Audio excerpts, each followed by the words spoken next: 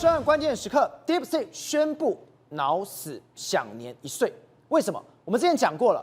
之前习近平已经讲，我们不要用辉达的 H20，因为有国安的问题，你只能用国产货。简单讲，你只能用华为。结果你 DeepSeek 今年5月份本来要推出一个新模型叫 R2，原本说要再次的震撼全世界，结果现在出大事。出什么大事？你看到《金融时报》今天怎么说？他直接讲了，他用了华为的晶片之后，他的 R2 模型根本做不出来，所以现在你只能回头去用辉达的 H20晶片，这让 DeepSeek 的创办人梁文峰非常生气，他直接呛瞎华为了，你的晶片还真的是有够烂。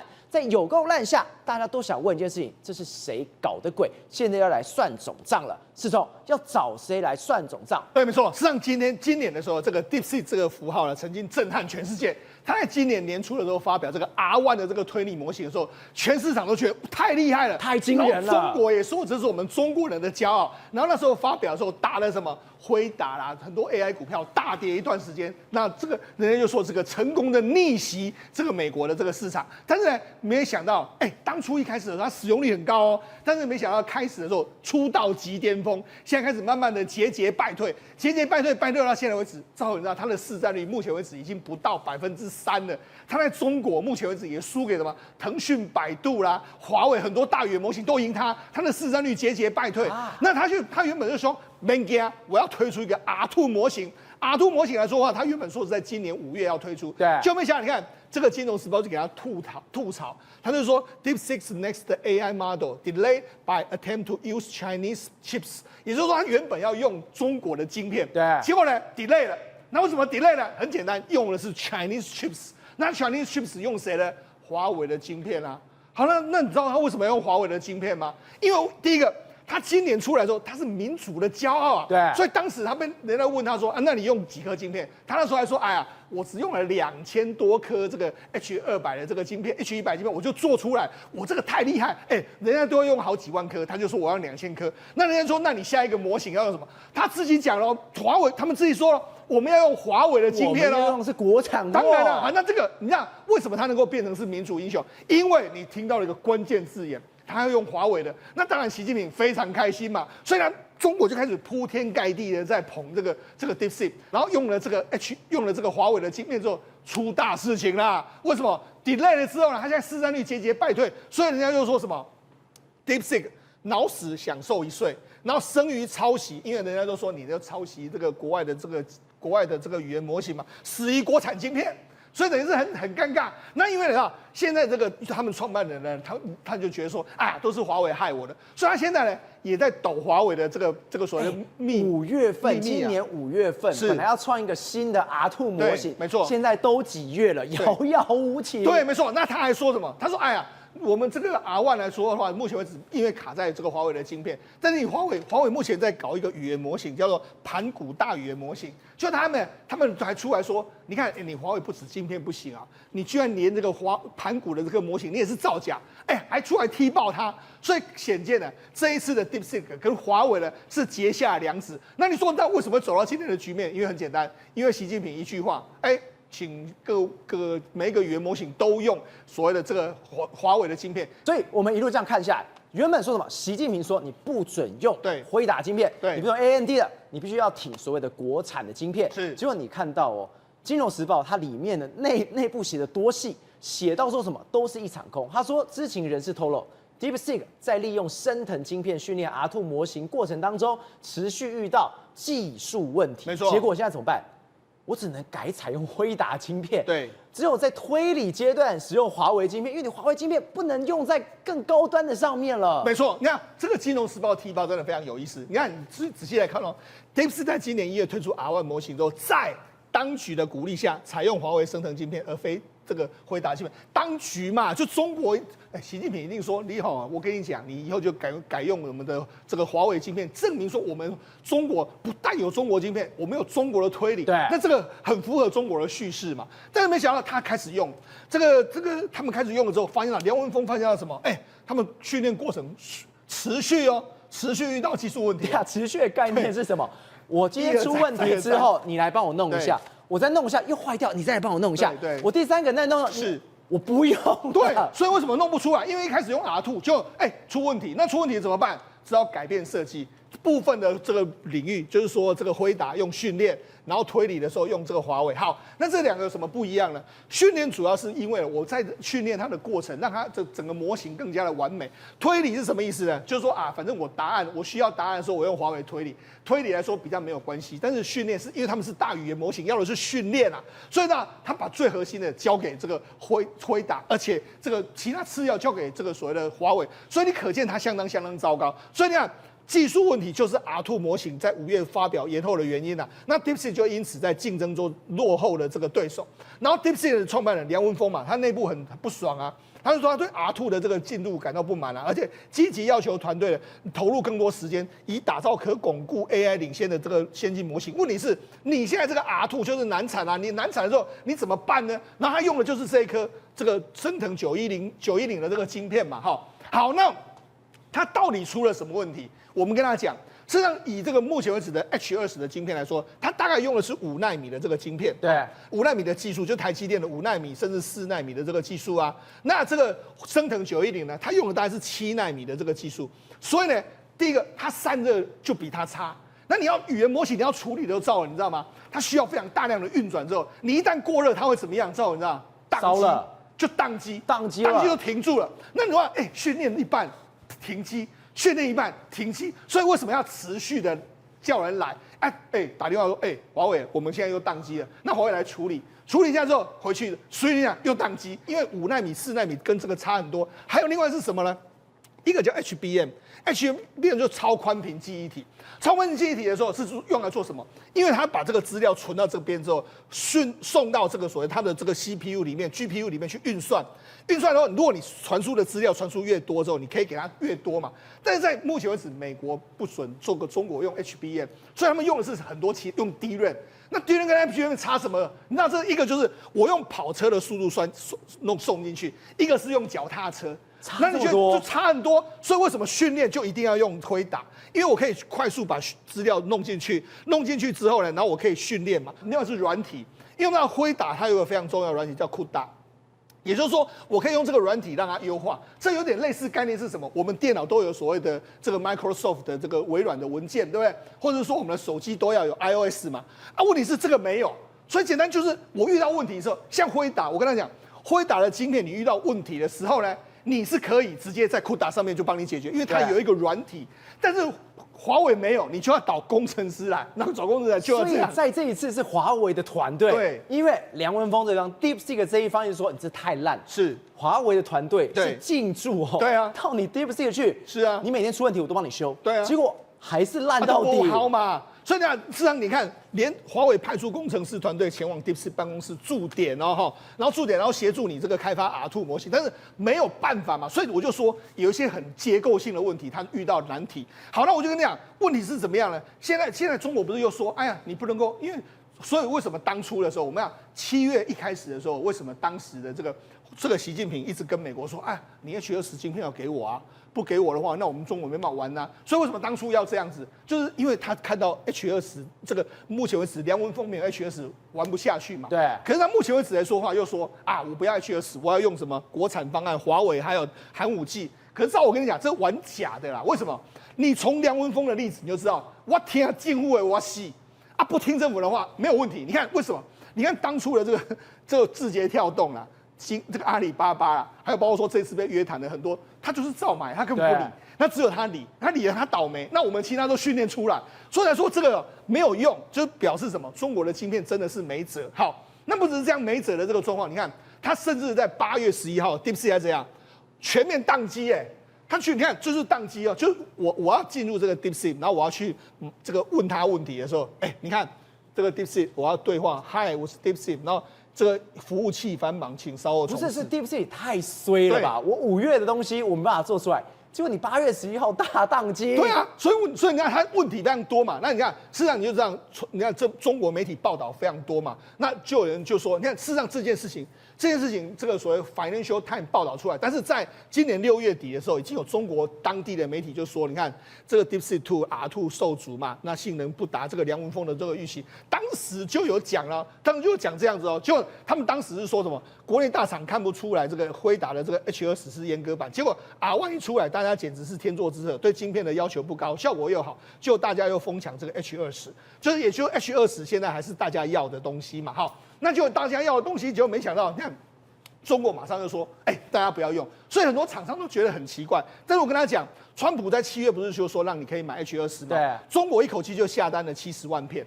所以也就是说，你看70万片，告诉你什么意思呢？告诉你就是大家都不要用这个华为的。那也就是因为看到70万片之后，他们中国吓呆了。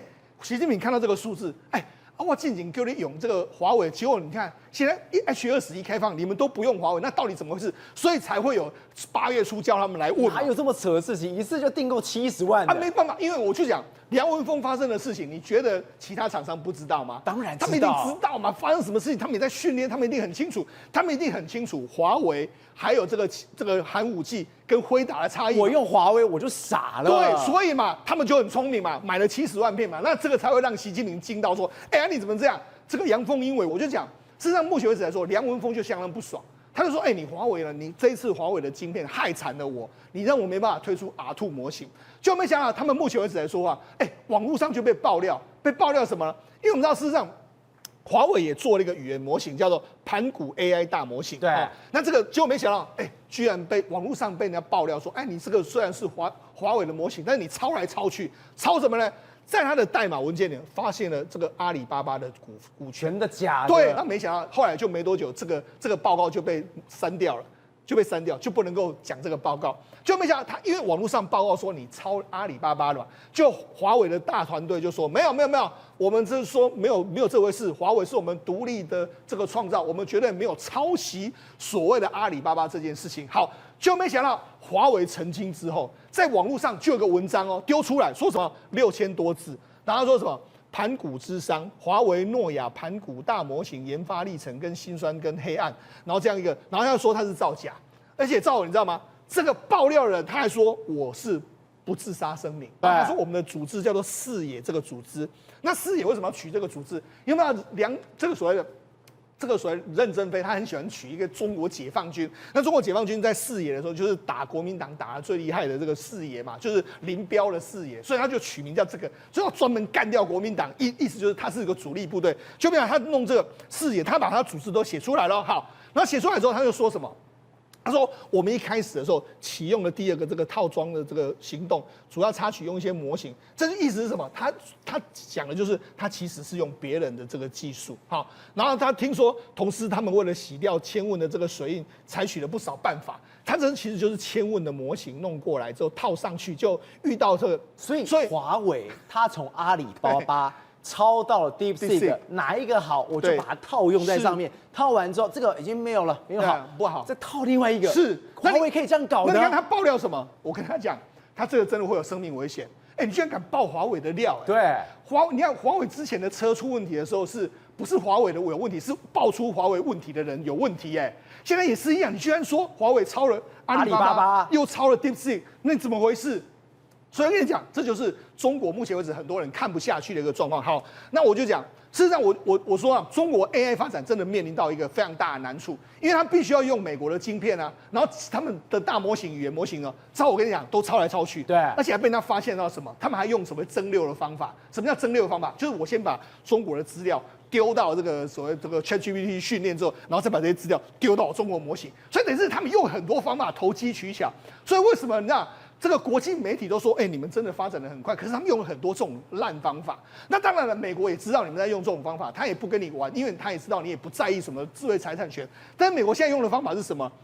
反正我就控制住晶片，我 H20或者说伺服器我就控制住。现在就很简单嘛，我们不是讲吗？美国现在就在很多伺服器里面装了非常多各式各样的这个所谓的这个美国的追踪装置。对，它追踪，因为现在很多机台还是必须要从这个美国，特别是台湾啊，或者是说美国那边发货。那你看他们说装什么？他们有装各式各样的追踪器。大的是在这个货柜箱，它在货柜里面就装了一个这个监视这个追踪器。那追踪器最大可以跟手机一样大，装在这里面。反正我就看你这个箱子里面装的都是这个所谓伺服器，最后运到哪里，我就知道你到哪里去嘛，对。另外还有中的追踪器，中的追踪器可能就装在这个伺服器的机柜里面，它可能就装到一个小角落装进去。然后呢，小的追踪器呢，就装在这个晶片模组上面，就装在这个地方。反正呢，我就有各式各样的追踪器，就追到那个地方。然后你看，路透社不是就说吗？有些大追踪器尺寸跟这个手机相当嘛。那这到底是谁装的呢？路透社他不知道，他就说了，负责监督出口管制还有执法的美国商业部的这个工业安全局通常会参与其中，国土安全局还有联邦调查局也可能参与其中。国土安全调查局跟联邦调查局是代表。他是完全用这种国家安全的方式在看你的，是的，没错。所以你就知道说，事实上他们用美国国安等级嘛。那另外就是说，你看美国目前为止已经开始了在他们认为极有可能非法转移到中国的先进晶片里面开始放置。那这最有可能放置在什么地方呢？我觉得有可能在哪里？譬如说新加坡。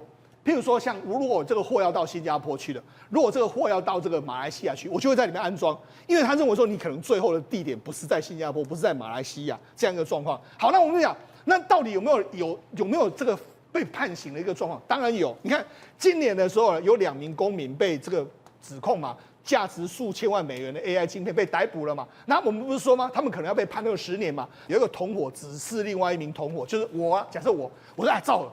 你赶快去检查我们这个 AI 晶片里面来说，还有这个广达的这个 H200的这个伺服器上面有没有追踪器？你可以跨进来。然后张兆我就说好，我出去看看上面有没有这个追踪器，一定要仔细找，然后用脏话 F 话骂这个川普，谁知道他们干什么脏事？就这样。所以可见你知道他们在那边讲，就是说，我们要调查这里面，所以显见他们也知道美国在这样装，所以那他们正坐实了，他们就要非法。这个偷渡到其他地方去嘛，所以才被定罪嘛。所以你看，你从这个译文你就知道说，其实美国真的有装东西。然后外媒也报道过，那可能是美国的 FBI， 然后美国的国土调查局，还有美国的商务部搞的嘛。所以我跟你讲，目前为止叠对叠。也就是说，没有错，我 HS 可以卖给你，但是为什么后来中国政府会说，那我也不要你 HS， 因为真的有可能会有不安全的这个状况。我这样子听完你有真的是毛骨悚然。是啊，今天美国是玩真的。对啊，你刚刚讲的案件什么？它还有什么？来，我们看到搜索令啊，连搜索令你没看错，3个字搜索令它都出来了。对，这代表这是刑事案件。对啊，当然了，这是国家安全啊，这个他们美国的 AI 目前为止是国家安全啊。我们之前不是讲到吗？你只要偷渡都被判20年起跳。所以我跟你讲，美国是认真的在看这些事情啊，所以我才说嘛，目前为止中美的这个所谓 AI 大战里面来说的话，中国的模型看起来的话，似乎目前为止不堪打。那现在呢，很简单，美国只要把晶片给你完全控制住，把伺服器控制住的时候，你中国产业可能就很难发展。所以这也为什么，如果按照这样的逻辑来说，为什么川普会愿意放？因为我给你 HS， 你也训练不出来，说我的压力，然后你要用你的这个 AI 晶片自己在扮自己。事实上，如果你乖乖用我 HS 就算了，问题是你习近平还说，你要用这个华为啊，华为就不能用啊。所以说，目前为止看起来的话，这个川普老神在其实是有他的原因的。宇轩，我们刚刚谈到，中国的 AI 晶片真的是不堪打吗？你看到什么？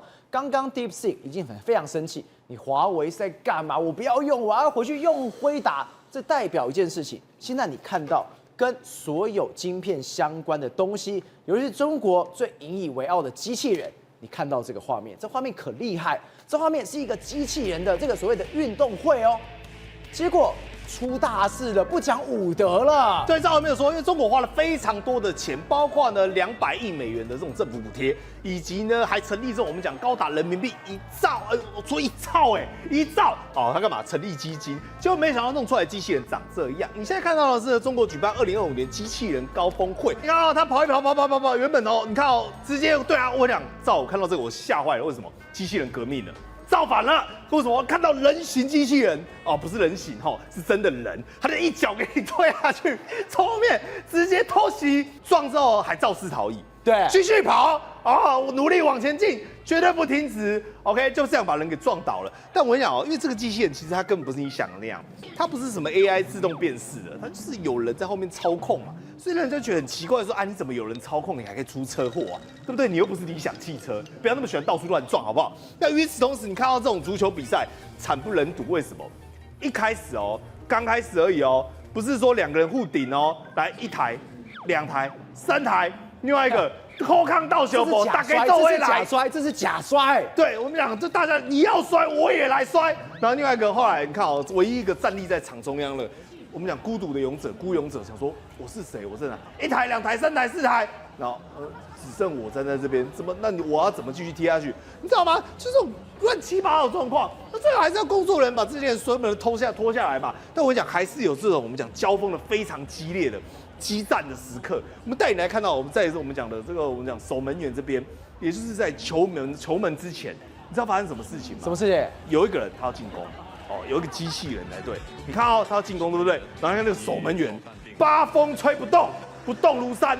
你有没有看过网球王子？他像手冢一样有那种球全部都会往他身上吸，你知道吗？手冢区啊，他就开始你看哦，球怎么踢？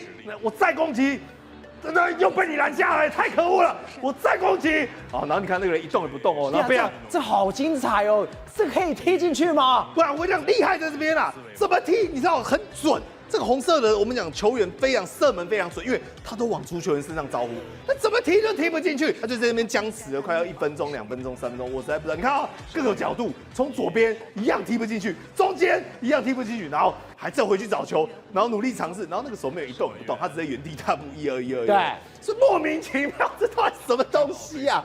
然后甚至有人形机器比赛的时候，你知道吗？我们讲哦，更扯的是什么？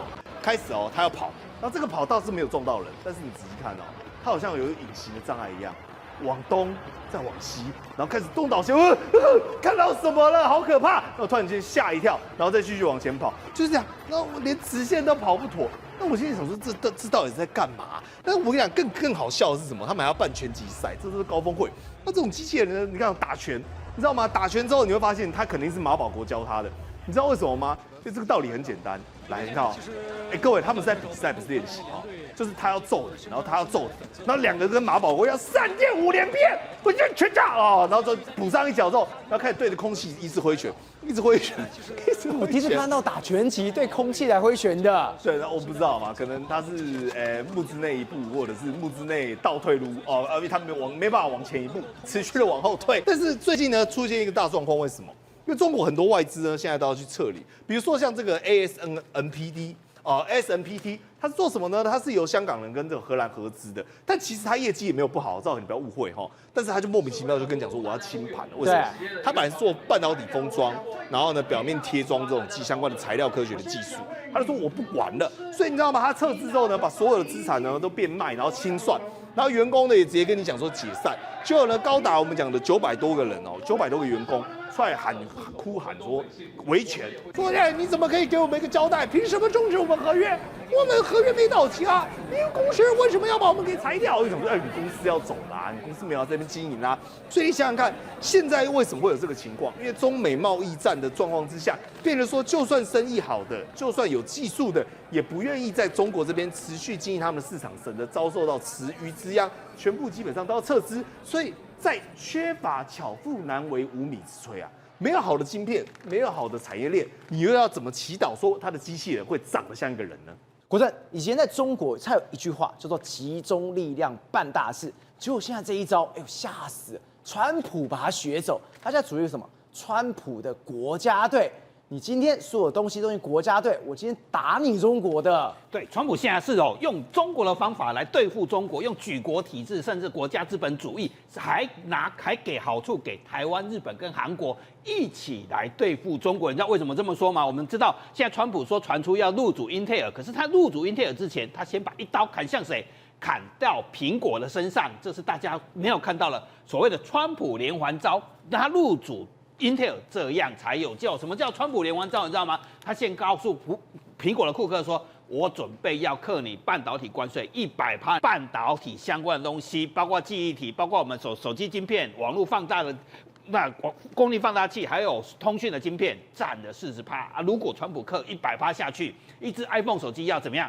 真要贵40%，那库克手机怎么卖？对，而且库克这样一下去。” iPhone 手机就没有办法做了嘛，所以川普说没有关系，我有个解套的方法，你只要承诺买在美国制造了，以后在美国制造的晶片都不用关税，所以我们就回过头来想，这就是连环招啊！你以为川普傻了，入主英特尔去盖一个俄亥俄州的工厂，就有俄亥俄州的票？问题这是300亿美金你没有客户，你不死定了吗？所以他先耍出这招，砍向苹果。所以他已经把英特尔的客户早就提早预约好了。对，美国晶片有救了，英特尔有救了，这才是他入股之后有的方法嘛。所以这一招砍下去之后，中兴、华虹跟合肥、长兴中国的晶片厂成熟晶片全部都没有办法卖进美国去，因为有一把拍了关税，甚至联电还要干什么事情？现在传出联电要跟英特尔合作，一起去亚利桑那投资12奈米厂。所以你看英特尔现在突然变成抢手货，因为川普这刀怎么样？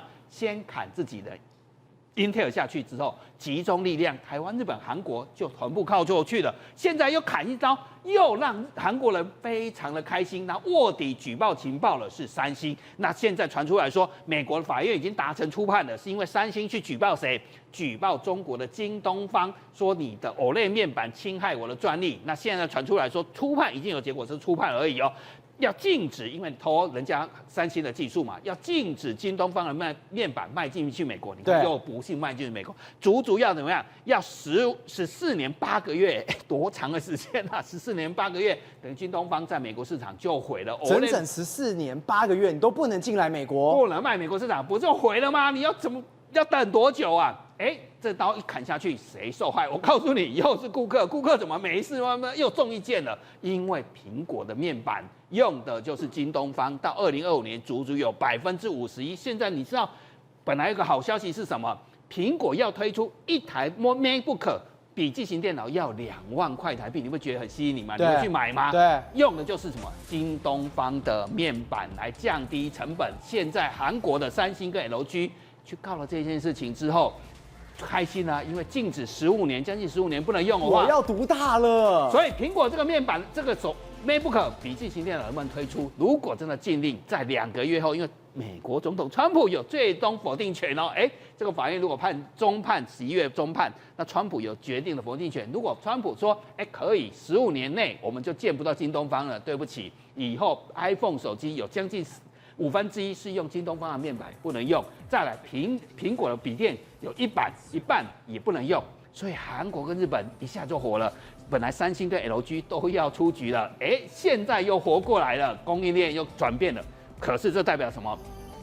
苹果离中国供应链越来越远。那再来还有一招，我们都知道，川普用国家资本主义入主了叫 MP Materials 去稀土公司嘛，而且贵1倍我也买嘛。可是苦主又有谁？你知道吗？除了美国国防部，贵1倍也要买几10亿美金。苦主又有苹果，所以你那天看，这苹果也太惨，果也太惨。你刚刚讲了，已经连3件都往库克身上插嘞，都往库克身上插。这件事情，库克也当了冤大头。我们知道那天白宫宣布半导体关税的时候，库克拿什么？拿着一片玻璃。你以为那片玻璃可以逗着川普那么开心吗？那片玻璃是在肯塔基做的，玻璃要用到什么？用到稀土，整个一只手机要用70多重的化学原料，还有马达也要用到稀土，所以库克也答应说5亿美金的订单要买 MP Materials 的稀土来做马达，而手机会震动器里面用很多的稀土做马达还有无人机也要用很多稀土来做马达，所以这刀下去又怎么样？慢慢的让苹果不要用中国的稀土，接下来怎么拉拢日本？那这个就不能再扯库克了，库克没那么衰。其实有一件事情，其实我们都说这叫美国资本主义、国家资本主义集中力量嘛。可是其实川普暗中帮了日本钢铁公司一大把这件事情其实是非常重要的。我们就故事要讲1978年邓小平去拜访一个日本的时候，向日本制铁公司，就是以前的叫新日铁，提出一个希望说，你能不能帮我建钢铁厂？所以那时候日本真的答应这件事情从1978年足足派了1万人的人次在1985年花了7年的时间帮中国怎样盖了上海宝钢钢铁厂。结果你知道发生什么事吗？徒弟后来拿刀捅师傅，上海宝钢捅谁？捅日本制铁公司，偷人家的汽车特殊钢板的专利，侵害他的专利。结果日本制铁一气告上法庭，甚至连丰田汽车都一起告上去了。这个官司其实让日本制铁非常的生气，徒弟怎么可以干这样的事情？所以那时候日经还访问一个80岁的日铁的老员工水野文雄，这个人就是当年1万多人之一嘛。对，我当年是多么的拼命的去帮助中国人，没想到你既然这样对我，徒弟拿刀捅师傅。他说什么？难道说当年管理层的选择是一个愚蠢的决定吗？对，我们很伤感诶，走到这一步，我这么帮忙你，我告你，从这件事情之后，日铁决定做了什么事？我要反攻宝山钢铁，所以他做了什么事？联合去入股美国钢铁。美国钢铁是美国最有代表性的公司，2个人创立的，一个叫钢铁大王卡内基，另外一个人是美国最伟大银行家 J.P. Morgan， 当然现在已经没落了。所以美国要同意日铁去收购美国最有代表性的公司，其实是非常不容易。所以现在日美他们是一个复仇者联盟了。对，组成一个复仇者联盟，因为美国钢铁现在被打很惨，2个一合并之后，它一下子就变成世界第3大的钢铁厂，第1名还是宝钢，第2名是阿塞洛米塔尔，第3名就日铁。他要靠这个市场要怎样反攻？那日本人就倒到哪边去了？倒到美国这边去了，所以就组成一个复仇者联盟，举国体制加上台日韩都帮着美国把整个苹果链拉出中国，所以这一招其实是连环招。廷伟，我们这样一路谈下来，川普所用的招数不就是习近平的招数吗？你看到哦，在第一时间，现在外面有一个学者说，他说什么？在当时川普拿出这个解放日这张图的时候，他觉得看觉得太奇怪，为什么奇怪？解放，你美国怎么会讲解放这2个字？感觉川普想要用以子之矛攻子之盾的这种概念哈，真的是用你的魔法来对付你的。对，那《华尔街日报》的这一位这个 Stanford 的这个胡佛研究院的研究员王丹哦，不过这个王丹不是那个天安门学运的王丹哦，是另外一个王丹。这个王丹呢，他当时来讲的话，他写了一篇文章啊。他说，当这个川普在4月初的时候，这个关税战一打下去，当时说这个什么是解放日的时候，用了这个解放这个字眼的时候，让他感觉到毛骨悚然了，让他觉得怪怪的哈。因为为什么呢？因为他是研究中国的哈，那所以呢，他是认为说，这个字眼是中国在使用的，为什么现在反而是川普在使用解放这个字眼呢？那他于是就是不断的去爬书以后，发现到哦，原来这个川普现在正在做的这些事情，不就是美国特色的国家资本主义吗？为什么这么讲呢？我们知道说中国来讲的话，常常被人家讲说这是具有中国特色的社会主义嘛。对，那事实上就是资本主义的，往资本主义的方向走。因为那时邓小平的时候开始改革开放之后，大家都认为说这叫具有中国特色的社会主义。但是现在美国呢，怎么发现到说这几年来不对啊？中国怎么用这种国家倾全国之力，然后呢用国家的机器，然后呢那个整个准备要赤化这种全世界哦？那这时候川普发现了意识，好像不太对哦，他开始要反击的时候。那美国走的是资本主义，对不对？对。但是现在变成是国家的力量介入。刚刚我们提到说，川普对 Intel 来讲的话，就是等于是有点像收归国有的这个概念。这个收归国有概念，不就是中共以往在做的事情吗？对，对不对？国进民退的这个概念不是吗？那为什么呢？因为川普认为说，你这个民间企业 Intel。你包含这个所谓的这个 CEO 来讲的话，可能跟中国过往甚密。那你这个私人企业到底有那种所谓危机意识？防范中国的这个渗透，到底是不是应该美国的政府要介入这件事情？还有你看到辉达也好，对 ，AMD 也好，或者很多我拿你15%，15%，为什么会这样子呢？其实变成政府在控制这些资本家。过往来讲的话，你知道啊，美国跟英国他们是一样的。他们是属于那种所谓的央格鲁萨克逊的，基本上讲的是自由市场经济，也就是政府干涉越少越好，让这个市场自己去活络。这样的一个市场经济呢，现在呢，川普认为说不行，我如果用这一招继续下去的话，那很多的这个企业界可能都要被中国渗透。那我今天美国政府是不是要扮演一个角色？我要反击啊，我要回击中国啊。所以现在来讲的话，这种国家资本主义的东西呢，就形成了。所以这些王丹来讲的话，他就写到这个概念，那这个就看到川普现在的所作所为，基本上都是用习近平的方法来对付习近平。好，我们看到，其实这个中国的国师习近平的国师叫做金灿荣金灿荣讲的话是在8月12号左右，他自己写的这篇文章。他写这篇文章的概念是什么东西呢？很简单，就是说，如果没有办法合统台湾的话，他如果未来武统台湾就没有所谓的一国两制，没有一国两制的情况之下，一定有什么叫台湾省委书记，对不对？台湾省委书记底下一定会设立一个叫做台湾省的国资委，这个国资委呢，直接把台积电接收，而且他其实讲到一个实话，这个实话我觉得这一段话来讲的话，更加凸显中国状态。最后一句，他提到，如果上述情况成为现实，中国的产业链将更加完整。什么意思呢？那代表说现在的中国产业链不是不完整吗？就缺了台积电这一块啊。那显然就是说他们真的晶片做不出来。那金灿荣讲了实话，但是金灿荣的重点不在这里，金灿荣的重点就是收归国有化。收归国有的概念来讲的话，那不就是现在川普正在对 Intel 做的事情吗？对。那怎么两边做的事情完全是一样的？都是一样的。那完全一样的目的在干嘛呢？准备两边来讲的话，要对干一场了。也就是说，以子之矛攻子之盾，两边用他的魔法对付他的魔法。这个时候呢，就是说，因为用这种方法来的话，才能够把中国击败。世聪，对于习近平来说，他最近出了一招，注意到什么？之前恒大不是爆了非常多的雷吗？就现在，他说这个国企，你们通通把这些滞销的房产，通通都买下来，真的两个都干一样的。没错，这个川普是把这个民营企业变成是国有，对不对？但是习近平是什么？把余屋变成是我的房子。那这为什么这样？你看他现在北京呢，正全力要总动员国有企业，叫他们去买这个卖不掉的余屋嘛，那消化过剩的余屋。简单来说，就国营企业去买，那不是国家的吗？对。所以就是说，国家的手伸到房屋市场。那为什么他要救房市？因为说真的，最近中国的房市真的非常多不妙。像我们知道，中国过去最大的集团叫恒大集团，对不对？对。他现在是这样。清盘之中，也就是他准备呢，在8月25号的时候从香港下市，就是他这个股票下市，表示他这个变成币值，真的居了，结束16年的上市之路。那尤其是你看，他最高峰的时候，在2017、18年的时候，他当时市值有高达500亿美金啊，当时的许家印不可一世啊，中国首富啊，就没有今天轮到这边，你就可以看得出来，你看他的股价，你也看得出来，中国房地产到底是多惨嘛，对不对？好，那事实上到底多惨？你看最近一段时间，很多人就开始讲嘛，中国到处都有。你看，这是我们讲到的恒大的烂尾楼的数量哦，这所谓数量这么多你看高达162万套，涉及到600万个业主，你不救他行吗？太扯了吧！对啊，600多万你看啊，8个、14个、41个的67个，是这两个最扯。广东157个，因为他是在广东是他大本营嘛。你看中国没有一个地方，人家说什么？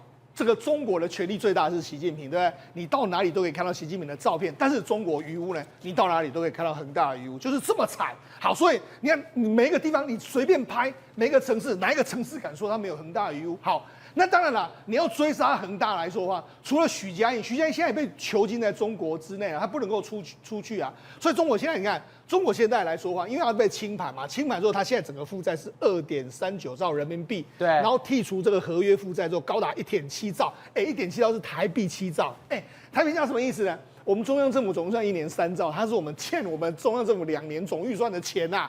那当然要跟他们那些所谓的长官要钱嘛。现在被人家查的就是这个夏海军，夏海军来说，你看这个。他现在行踪不明，不知道人在哪里，他跑掉。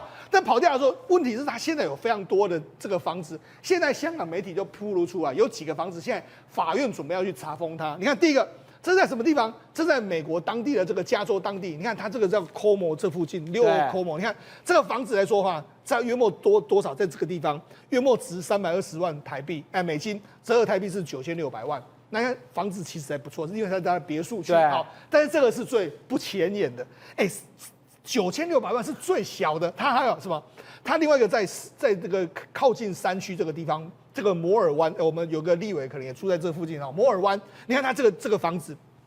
价值2.3亿，已经2.3亿的。对啊，然后它有4间卧室，然后有4.5个卫生间，就是我们的厕所了哈。然后总面积大概115平。好，那你看还有这个已经很夸张，没有，还有一个海景庄园，那这个价值是在5.8亿台币。不是这个画面也太美了吧？里面做那么奢华。对，但是你看在那个所谓恒大的这个股民，或是看到恒大的这个他们很多业主，现在目前为止拿不到房子，你看到这个会看到怎么样？我会气死，对不对？好，那你看，有游泳池，然后盖的房子就很像那种西班牙或者那种混合风格。那你看它里面的这个房间里面来说话，这个客厅非常气派，你看游泳池这样看出去，你看这也太美太了吧？漂亮的房子啊，对不对？然后这个整个庭院都那么的漂亮，然后这个目前为止来说话，整个房间我们刚才讲300多万美金，对不对？5.8亿台币左右，它是价值是1930万美金，然后有6个卧室，然后有7.5个这个卫浴设备，然后面积是255平。